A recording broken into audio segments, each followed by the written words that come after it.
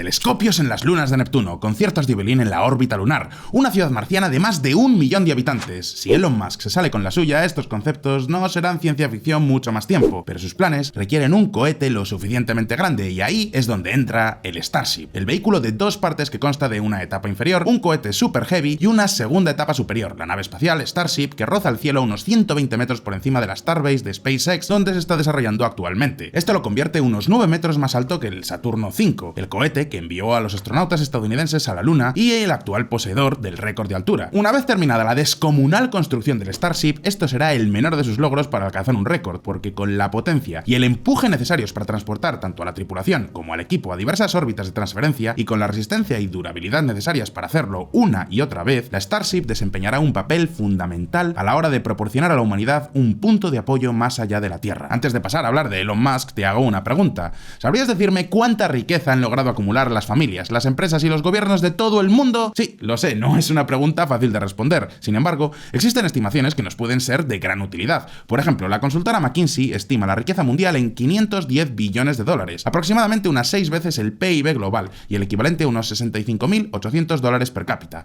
Ahora bien, ¿cómo se reparte toda esta enorme riqueza? ¿En qué partes del mundo crece más? ¿Cómo está formado el patrimonio de las familias? No te pierdas el nuevo vídeo de Si lo hubiera sabido, el canal de actualidad financiera de Mutuactivos con el que colaboramos y donde encontrarás respuestas a todas estas preguntas. Te dejamos todos los enlaces en la descripción. Y ahora sí, continuamos con nuestra historia.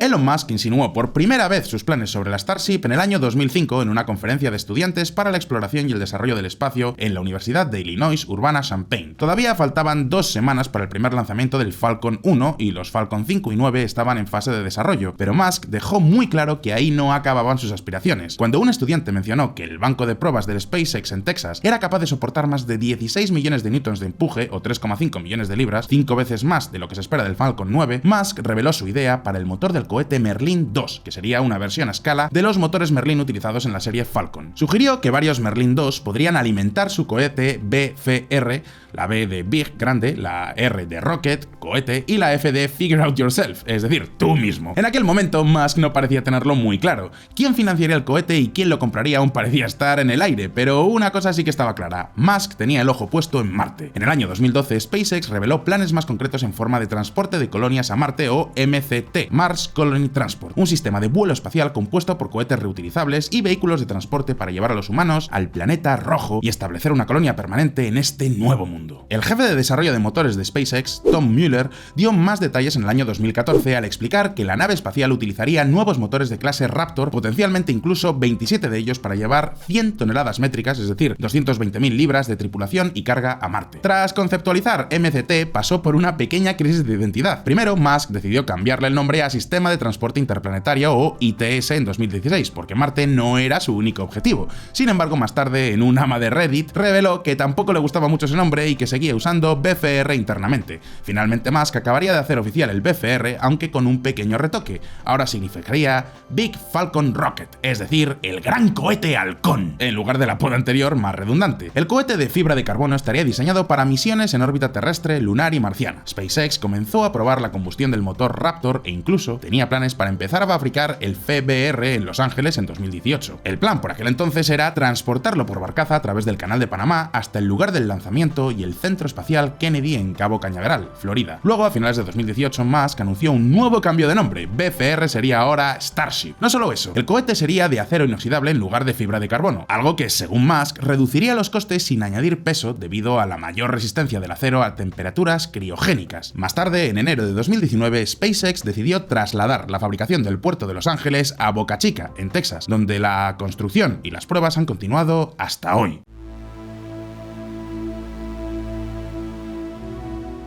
Starship se refiere técnicamente a la nave superior que se asienta sobre el Super Heavy Booster inferior que sostienen los motores Raptor que lanzan el vehículo al espacio. Una vez que alcance la velocidad necesaria, Starship se desprenderá del Super Heavy Booster, que volverá a la Tierra y aterrizará verticalmente al ser atrapado por un gigantesco brazo mecánico. Esto lo hará reutilizable. La Starship será entonces capaz de acoplarse a naves cisterna para repostar y prepararse para misiones lunares o interplanetarias. Cuando esta completamente apilada y cargada de combustible, la Starship no solo es más alta que la Saturno V, sino que también es más pesada, ya que pesa unas 5.000 toneladas métricas, más de 11 millones de libras. El Saturno V pesaba apenas 6,2 millones de libras. Los propios motores Raptor están construidos en acero inoxidable SAE 304L, una aleación que contiene grandes cantidades de cromo y níquel. Pueden alcanzar presiones internas de hasta 300 bares o aproximadamente 4.400 psi, más de 100 veces la presión de la mayoría de los neumáticos de coches, gracias todo esto a su innovador ciclo de combustión por etapas de flujo completo. En los motores de cohete tradicionales de ciclo abierto,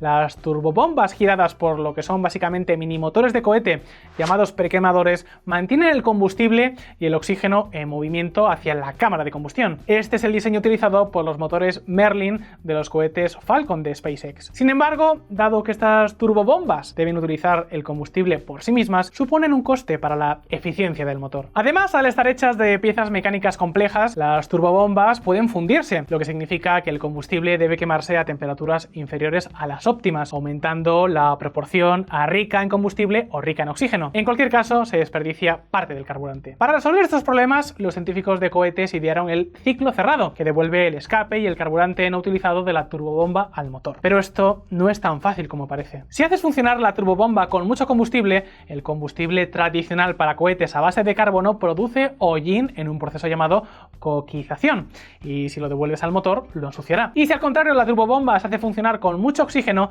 el oxígeno sobrecalentado corroerá rápidamente el metal del motor. Los soviéticos resolvieron este problema desarrollando una nueva aleación que podía soportar una mezcla rica en oxígeno, mientras que los estadounidenses optaron por hacer funcionar sus turbobombas con mucho combustible, pero con un combustible diferente, no basado en el carbono, el hidrógeno. Esto eliminó el problema de la coquización, pero exigió un elaborado sistema de sellado para el hidrógeno que requiere un mantenimiento y una reconstrucción regular, lo que no se ajusta a los planes de reutilización de SpaceX. El diseño de flujo completo de los motores Raptor combina básicamente los dos enfoques al tener dos turbobombas, una rica en combustible y otra rica en oxígeno. Esto no solo elimina el desperdicio del propulsor, también significa que tanto el oxígeno como el combustible pasan por una turbobomba antes de llegar a la cámara de combustión, lo que permite una mejor combustión y mayores temperaturas en el motor. Además, la mezcla de cualquiera de las dos turbobombas es muy rica en oxígeno o combustible, lo que significa que funcionan a temperaturas más bajas. Esto aumenta su vida útil de forma significativa. Musk ha llegado a afirmar que planea conseguir 1000 usos de cada motor Raptor. Aunque se han diseñado otros dos cohetes con motores de flujo total,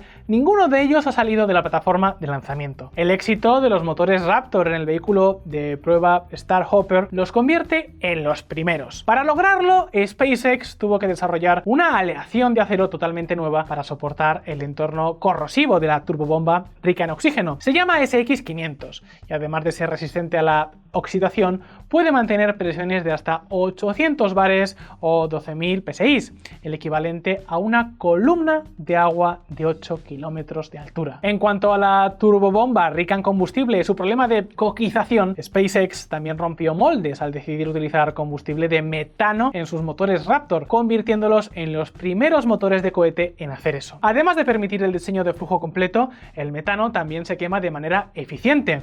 Es barato y podría ser producido por los colonos en Marte para permitir el reabastecimiento de combustible para los viajes de vuelta. Esto lo convierte en un combustible ideal para Starship. Con su innovador diseño, un motor Raptor produce alrededor de 2 millones de newtons de empuje. El Super Heavy Booster tendrá potencialmente 35 de los motores para lanzar la Starship, lo que significa un total de casi 70 millones de newtons de empuje. Esto es aproximadamente la potencia generada por 170 presas Hoover, o el doble de la del cohete Saturno V. Luego, cuando se desprenda, la propia Starship tendrá 6 de sus propios motores Raptor para introducirse en órbita. Los motores Raptor también contribuyen a la viabilidad económica de Starship. A largo plazo, SpaceX quiere fabricar los motores por unos $2 millones la pieza y espera poder reutilizarlos 50 veces antes de que necesiten ser renovados. Como referencia, los cohetes Merlin cuestan alrededor de $1 millón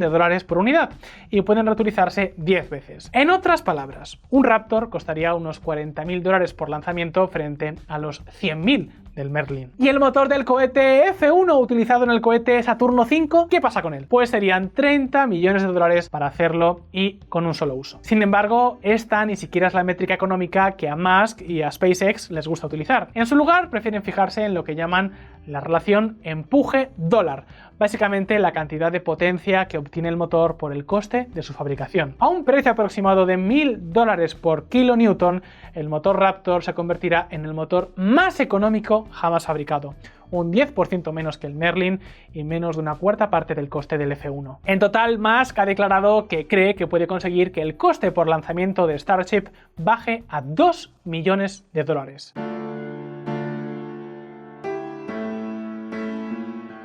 SpaceX ha tomado las cosas con calma con la Starship para probar y asegurar la viabilidad de cada aspecto del diseño de la nave. El primer paso fue probar el motor Raptor utilizando el módulo Starhopper. La nave, cuyo único propósito era probar los motores, se lanzó en julio del 19 y alcanzó unos 20 metros hacia el cielo. Al mes siguiente, en su prueba final, alcanzó los 150 metros. Después de eso, SpaceX realizó pruebas con varios prototipos designados SN hasta que la primera nave estelar completa SN8 comenzó a probarse en 2020, aunque esta seguía siendo solo la nave superior sin el propulsor superpesado. Tras varias pruebas estáticas infructuosas que supusieron daños en la plataforma de lanzamiento, la SN8 finalmente despegó por primera vez en diciembre del 2020. Alcanzó una altitud de 12,5 kilómetros.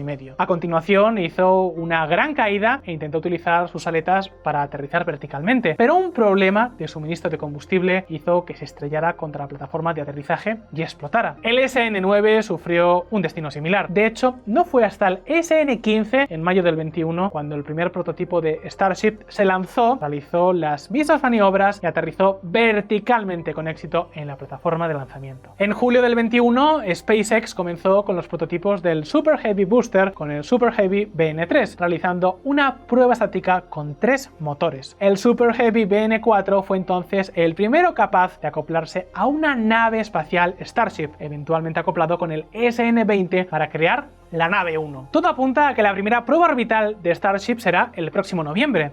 Según la trayectoria de vuelo propuesta, el vuelo se lanzará desde la base estelar de Boca Chica.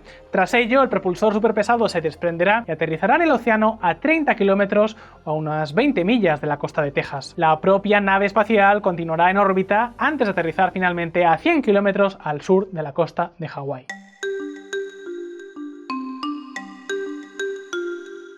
La lista de usos propuestos para la Starship no parece dejar de crecer. Por el momento, los fines más viables desde el punto de vista financiero parecen ser los de la órbita terrestre, aunque la Starship será capaz de mucho, muchísimo más. Eso incluye el transporte de equipos de la NASA, el lanzamiento de satélites militares e incluso la limpieza de desechos espaciales. Y también de algo mucho más lucrativo, porque SpaceX puede utilizar Starship para sus propios fines comerciales lanzando satélites Starlink. Se calcula que un solo lanzamiento de Starship podría poner en órbita 400 satélites Starlink frente a los 60 del Falcon 9. Entre las aplicaciones más interesantes se encuentran el transporte de telescopios y aterrizadores robóticos a la Luna o a regiones exteriores del sistema solar. Por ejemplo, se ha propuesto que Starship pueda llevar una sonda a las lunas de Júpiter y un telescopio a la luna Tritón de Neptuno para estudiar exoplanetas. Además, Starship sería capaz de transportar equipos de perforación pesados que podrían utilizarse para extraer muestras de roca de la Luna o de otros cuerpos del sistema solar. Curiosamente, hay incluso propuestas para utilizar la Starship para aplicaciones no espaciales. Por ejemplo, el director de operaciones de SpaceX, Guion Shotwell,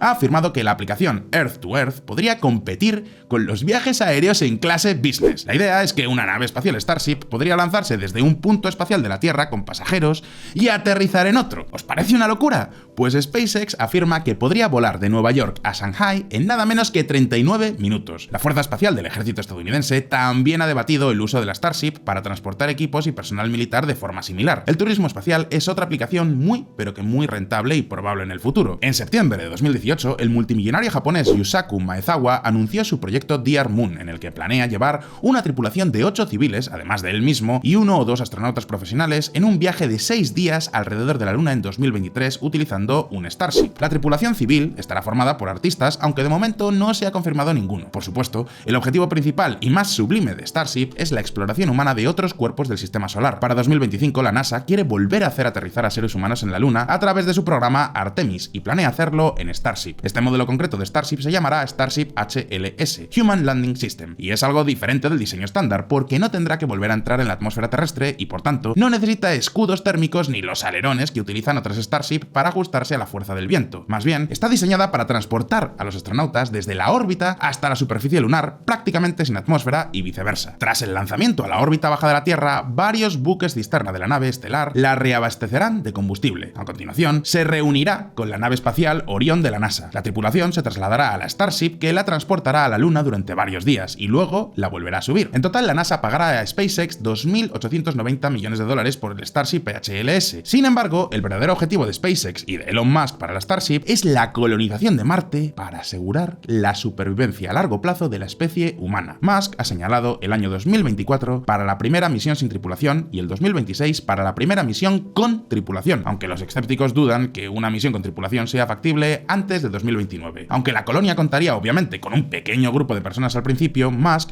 ha expresado el objetivo a largo plazo de una ciudad de 1 millón de personas. La reutilización y la asequibilidad económica de Starship serán fundamentales para ello, ya que se citó a Musk diciendo lo siguiente: excluyendo el crecimiento orgánico, si pudieras llevar a 100 personas a la vez, necesitarías 10.000 viajes para llegar a 1 millón de personas, pero también se necesitaría mucha carga para mantener a esas personas. De hecho, la proporción de carga por persona va a ser bastante alta. Probablemente serían 10 viajes de carga por cada viaje humano, así que más bien hablamos de 100.000 viajes. Eso es un montón de naves lanzándose repetidamente haciendo el viaje de 80 a 150 días entre la Tierra y Marte, así que si te has planteado que te gustaría retirarte a una metrópolis marciana, puede que haya sitio para ti. No obstante, asegúrate de empezar a ahorrar ahora, ya que Musk ha fijado el precio del billete de la nave estelar en tan solo $200.000.